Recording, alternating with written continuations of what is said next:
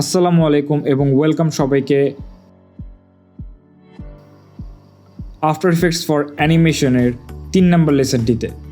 এই লেসনটিতে আমি আপনাদেরকে পরিচয় করিয়ে দিব আফটার ইফেক্টসের ইন্টারফেস সম্পর্কে। তো চলুন শুরু করা যাক। তো আপনারা দেখতে পাচ্ছেন এইখানে প্রায় 1টি 2টি 3টি 4টি প্যানেল রয়েছে। তো প্রথমেই আমরা আসি ফাইল থেকে আপনারা নিউতে গিয়ে নিউ প্রজেক্টে ক্লিক করবেন। তো নতুন প্রজেক্ট ক্রিয়েট হয়ে যাবে। এখন আনটাইটেলড প্রজেক্ট ডট এইপি হলো আপনার আফটার ইফেক্টসের ফরম্যাট, প্রজেক্ট সেভের ফরম্যাট। তো চলুন ফার্স্টে দেখা যাক ফাইলে কী আছে। ফাইলে আপনার new, open project, open team project, আপনারা একটি টিম যদি একটা মানে আফটার ইফেক্টসকে শেয়ার করে তখন সেখান থেকে টিম প্রজেক্ট ক্রিয়েট করা যায়। দেন রিসেন্ট প্রজেক্টস, দেন যদি আরও ব্রিজ থাকে তো ব্রিজ থেকে আপনি কোনো ফাইল ব্রাউজ করে নিয়ে আসতে পারবেন। Then all the basic Adobe stuff, import, export, add Adobe fonts, Adobe dynamic link, extra. তো এইখানে দেখতে পাচ্ছেন প্রজেক্ট সেটিংস আছে। এখান থেকে আর কি আপনি render, video render and effects, time, display style, colour, audio, expressions ইত্যাদিতে সিলেক্ট করে দিতে পারবেন। বাই ডিফল্ট যেটা দেওয়া থাকে সেটা স্টার্টিংয়ের জন্য ইনাফ। তো আমি জেনারেলি OpenCL ইউজ করি না, আমি সফটওয়্যার অনলি ইউজ করি because it gives a better overall rendering time in my case. ওকে, তো চলুন এডিটে যাওয়া যাক। এডিটে নর্মালি আন্ডো, কাট, কপি, পেস্ট, এক্সেট্রা এগুলো থাকে। এখানে যেটা ইম্পর্টেন্ট সেটা হলো প্রেফারেন্স থেকে আপনি জেনারেলে গেলে আপনি all the after effects settings পেয়ে যাবেন এখানে। তো আপনি যদি এখানে আরেকটি ইম্পর্টেন্ট সেটিং হলো যে আপনি যদি কোনো প্লাগ ইন অথবা এক্সটেনশন ইউজ করতে চান তো সেক্ষেত্রে আপনাকে allow scripts to write files and access network এইটাতে চেকমার্ক দেওয়া থাকতে হবে। অর এলস আপনি যদি কোনো প্লাগইনস অথবা এক্সটেনশন ইউজ করেন তো সেটা কাজ করবে না। প্লাগইনস আর এক্সটেনশন সম্পর্কে আমি আসতেছি, এই ভিডিওতেই থাকবে আপনাদের জন্য। তো বেসিক্যালি বাকি যা থাকবে ডিফল্টে সেগুলাই বেটার, অ্যান্ড বাকি যা আছে সব ডিফল্ট যে সেটিংসটা দেওয়া থাকবে সেটাতেই আপনার হয়ে যাবে। তো ম্যাক্সিমাম ডিস্ক ক্যাশ সাইজ আমি 20 GB দিয়ে রেখেছি। আপনি চাইলে কমও দিতে পারেন, বেশিও দিতে পারেন। এটা আপনার রেন্ডার হওয়ার পরে যে রেন্ডার্ড ফাইলটা যেটা জমা হবে সেটার আর কি সেই জমা হওয়ার জন্য যে স্পেসটুকু দরকার সেইটুকুর সাইজ। এনিওয়ে, তো চলুন পরটিতে যাওয়া যাক, মেমোরিজ। তো এখন এই জিনিসটা কি আপনার পিসিতে যতটুকু মেমোরি থাকবে এবং এই যে 2 GB মেমোরিটা দেখতে পাচ্ছেন এটা আপনার আফটার ইফেক্টস সহ বাকি যেসব অ্যাডোব সফটওয়্যারস থাকবে আপনার পিসিতে সেইটার জন্য বরাদ্দ থাকবে কত, 2 GB। আপনি যদি চান এটা বাড়িয়েও দিতে পারেন, যদি চান কমিয়েও দিতে পারেন। I prefer to have 2 GB। Anyway, so পরেরটাতে চলে যাই, কম্পোজিশন। তো কম্পোজিশন থেকে আমরা নিউ কম্পোজিশনে ক্লিক করব। তো এখন আপনি আপনার কম্পোজিশনটার নাম দিতে পারবেন। যেহেতু আমরা আমি জাস্ট একটা বেসিক নাম দিয়ে দিচ্ছি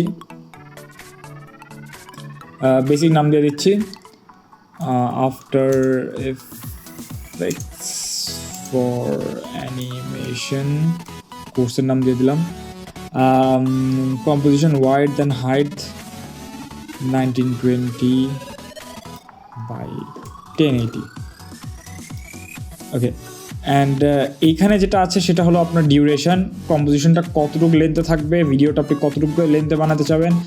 আমি আমার এই প্রজেক্টটার জন্য 40 সেকেন্ডস নিয়ে রাখবো। ওকে, সরি, 40 ফ্রেমসে চলে গেছে। ওকে, কম্পোজিশন টাইম যদি এডিট করতে চান তো এখান থেকে রাইট ক্লিক করে অথবা এখান থেকে রাইট ক্লিক করে কম্পোজিশন সেটিংসে আবার চলে যাবেন, অ্যান্ড দেন সেখান থেকে আপনি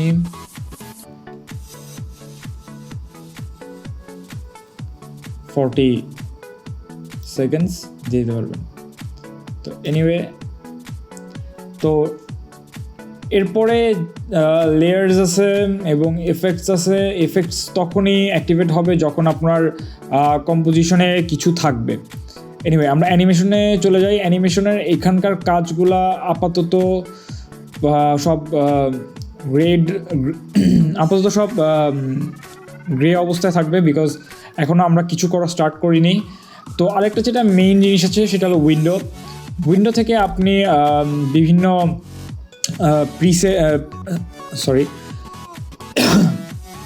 উইন্ডো থেকে আপনি জেনারেলি প্লাগইনস এবং এক্সটেনশনসগুলো অ্যাক্টিভেট করতে পারবেন। কারেন্টলি আমি অ্যানিমেশন কম্পোজার রান করতেছি অ্যাজ আ এক্সটেনশন হিসেবে, এবং ডুইক বেসেল আছে যেটা আপনার ক্যারেক্টার রিগিংয়ে কাজে লাগে, এবং ভিআর কম্পেটিটর আছে। ভিআর কম্পেটিটর আপনার প্রি ইনস্টল থাকবে, বাট ডুইক বেসেল আপনার প্রি ইনস্টল থাকবে না। ডুইক বেসেল আপনাকে ইনস্টল করে নিতে হবে, and it's a free plugin character রিগিংয়ের জন্য। এনিওয়ে এছাড়াও আমার কাছে মোশন ব্রো আছে।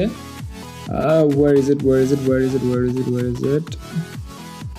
oh it's an এক্সটেনশনে আপনি দেখছেন মোশন ব্রো, মোশন ফ্যাক্টরি আছে। এই প্লাগইনস এবং এক্সটেনশনগুলো আপনার ওয়ার্কলোডটাকে অনেক কমিয়ে দিবে। বাট আপনি যদি ফার্স্টে প্লাগইন এবং এক্সটেনশনের উপরে মানে নির্ভর হয়ে পড়েন, তখন কি হবে, আপনার বেসিকটা ভালো হবে না, এবং বেসিকটা যখন ভালো হবে না তখন আপনার মানে এই প্লাগইনসগুলোকে ইউজ কিভাবে করবেন এবং কোনো এফিশিয়েন্ট ওয়েতে ইউজ করতে পারবেন না, মানে বিভিন্ন রকম প্রবলেম ক্রিয়েট হওয়া স্টার্ট করবে। তো এই কোর্সটি আপনার আফটার ইফেক্টসের বেসিকটাকে ভালোভাবে স্ট্রং করে দেবে, যাতে আপনি আপনার অ্যানিমেশন ক্যারিয়ারে এক স্টেপ এগিয়ে যেতে পারেন। তো আমরা কম্পোজিশন অলরেডি ক্রিয়েট করে ফেলেছি, এবং দেন আমরা আসি বিভিন্ন স্ক্রিন সাইজে, স্মল স্ক্রিন, স্ট্যান্ডার্ড, ডিফল্ট। আপনি আপনার পছন্দ মতো যেতে পারবেন। যেমন ধরেন আমি স্ট্যান্ডার্ডে গেলাম, স্ট্যান্ডার্ডের লেআউটটা এমন, স্মল স্ক্রিনটাকে আমি আমার মতো করে সাজিয়ে নিয়েছি, তো এটা এমন, লেআউটটা এমন। আচ্ছা চলুন ডান দিকে যাওয়া যাক। This is the preview window যেখানে আপনার যা অ্যানিমেট করবেন তার প্রিভিউ দেখাবে। তো নিচে দেখতে পাচ্ছেন যে ভিআর অপশন রয়েছে, অ্যাডোব ইমার্সিভ এনভায়রনমেন্ট। এটা হলো আপনার জুম ইন জুম আউটের জন্য। রাইট নাও এটা ফিট পজিশন রয়েছে। আপনি মাউসের স্ক্রোল হুইলে স্ক্রোল করলে জুম ইন এবং জুম আউট করতে পারবেন। এখান থেকে আপনি আপনার রেন্ডার কোয়ালিটি সিলেক্ট করতে পারবেন। আমি অলওয়েজ কোয়ার্টার দিয়ে রাখি। তো অ্যাক্টিভ ক্যামেরার আমাদের কোর্সে কোনো দরকার নেই। তো আমি আসতেছি ডান সাইডে চলে আসি। তো এখানে দেখতে পাচ্ছেন ইনফো আছে, প্রিভিউ আছে, এফেক্টস অ্যান্ড প্রিসেটস আছে, লাইব্রেরিজ আছে, প্যারাগ্রাফ আছে, ক্যারেক্টার আছে, এবং অ্যালাইন টুল আছে। তো ইনফোতে আপনি আপনার ফাইলের ইনফরমেশন পাবেন।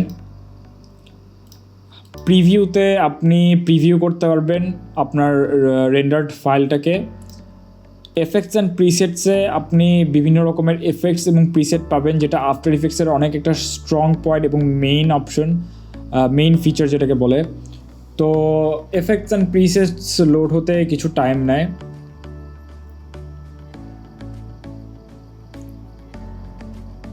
ওকে, সো দেখতে পাচ্ছেন এখানে বিভিন্ন রকমের এফেক্টস আছে। এখন প্রত্যেকটা আপনাকে ধরে ধরে খুঁজে কেউই শিখাতে পারবে না। বাট আপনি যখন একটা বড় প্রজেক্টে কাজ করতে যাবেন, তখন যা আপনার এফেক্ট আপনার মাথায় আসতে যাচ্ছে, ধরেন আপনি একটা ড্রপ শ্যাডো ইউজ করবেন। তো আপনি জাস্ট ড্রপ লেখলে তখন দেখবেন যে ড্রপ শ্যাডো অলরেডি চলে এসেছে, ঠিক আছে। তো ধরেন আপনি গ্লো ইউজ করতে চাচ্ছেন সাপোজ।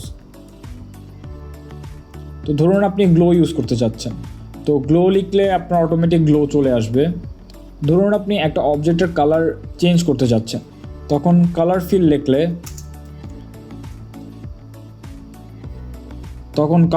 আপনি খুঁজলেই দেখতে পাবেন যে change colour, change to colour ইত্যাদি অপশন আপনার কাছে অ্যাভেলেবল থাকবে।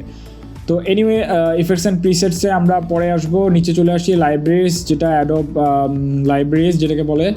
দেন আসতেছে paragraph. This two are for text animations and text অ্যালাইনমেন্টস।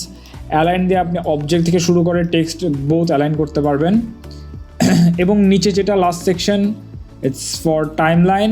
এখানে আপনার অবজেক্টস থাকবে অথবা লেয়ার্স থাকবে, আর এখানে আপনার টাইমলাইনটা থাকবে। তো উপরে দেখতে পাচ্ছেন যে টুল প্যানেল রয়েছে, this is call selection tool, hand tool, যেটা দিয়ে আপনি ইজিলি মুভ করতে পারবেন এই প্যানেলটার ভিতরে। It's kind like Photoshop and Illustrator. Zoom টুল আছে, রোটেট টুল আছে, ক্যামেরা টুল আছে, পেন বিহাইন্ড টুল বা অ্যাঙ্কার পয়েন্ট টুল, যেটা দিয়ে আপনি আপনার একটা অবজেক্টের অ্যাঙ্কার পয়েন্টটাকে ডিফাইন করতে পারবেন যে কোন জায়গায় তার অ্যাঙ্কার পয়েন্টটা থাকবে। এবং অ্যাঙ্কার পয়েন্ট টুলটা আফটার ইফেক্টসের জন্য এবং বিশেষ করে অ্যানিমেশনের জন্য খুবই একটি ইম্পর্টেন্ট টুল। দেন দেখতে পাচ্ছেন যে শেপ টুলস আছে, rectangle, rounded rectangle, ellipse, polygon এবং স্টার। দেন আছে পেন টুলস। পেন টুলসে কিছু ভ্যারিয়েশনস আছে, text tool, brush tool, clone stamp tool, eraser tool, roto brush tool, যেটার কখনোই ইউজ তেমন হয় না অ্যানিমেশনের ক্ষেত্রে। অ্যান্ড দেন আছে পাপেট পজিশন টুল। পাপেট পজিশন টুলটার একটি ইন্টারেস্টিং ইউজ রয়েছে, যেটা কিনা আপনার যখন ক্যারেক্টার রিগিং করতে যাবেন, আপনি যদি ডুইক বেসেল অথবা রাবার হোজ এগুলো ইউজ করতে না চান, দেন আপনি পাপেট টুলের মাধ্যমে বেসিক ক্যারেক্টার রিগিং করতে পারবেন। তো আমি এই টিউটোরিয়ালে ক্যারেক্টার রিগিং শিখাবো না, বিকজ ক্যারেক্টার রিগিং একটা অনেক ওয়াইড একটা টপিক, যেটা একটা কোর্সে সব শিখাতে গেলে আপনারা পুরোপুরি সব কিছু ক্যাপচার করতে পারবেন না। সো এই কোর্সটা বেসিক্যালি অবজেক্ট অ্যানিমেশন এর উপর বেসড। এরপরে ক্যারেক্টার রিগিংয়ের কোর্স আসবে হয়তো, আশা করা যাক। ওকে, সো এই লেসনটি এই পর্যন্তই, দেখা হচ্ছে নেক্সট লেসনে। আসসালামু আলাইকুম।